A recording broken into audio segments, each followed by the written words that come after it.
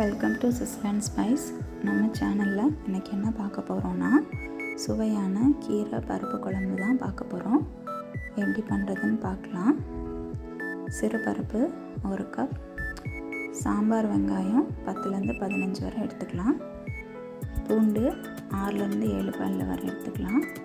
குட்டி குட்டியாக கட் பண்ண கீரை, என்ன கீரை வேணாலும் நம்ம எடுத்துக்கலாம்.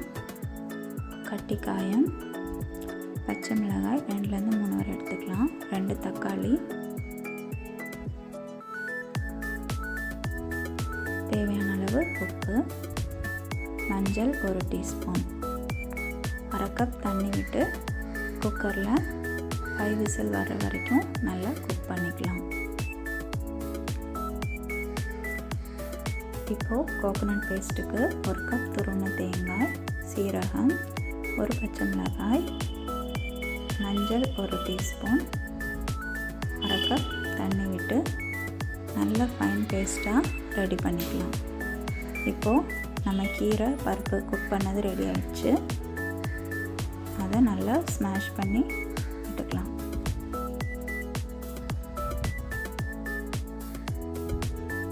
நல்லா ஸ்மாஷ் பண்ணிக்கலாம்.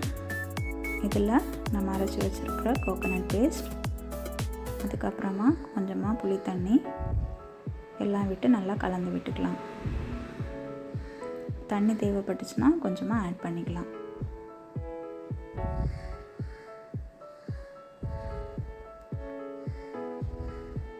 உப்பு தேவைன்னா ஆட் பண்ணிக்கலாம். இப்போது ஸ்டவ்வில் 5 to 10 மினிட்ஸ் இதை நல்லா குக் பண்ணிக்கலாம். நல்லா கொதி வர வர குக் பண்ணலாம். வீட்டில் சின்ன பசங்க கீரை சாப்பிட மாட்டேன்னு சொல்கிற பசங்களுக்கு இந்த மாதிரி கீரை குழம்பு வச்சு கொடுத்தீங்கன்னா நல்லா விரும்பி சாப்பிடுவாங்க. இந்த நேரம் நம்ம ஆஃப் பண்ணிக்கலாம். தாளிக்கிறதுக்காக எண்ணெய் 2 டீஸ்பூன், கடுகு,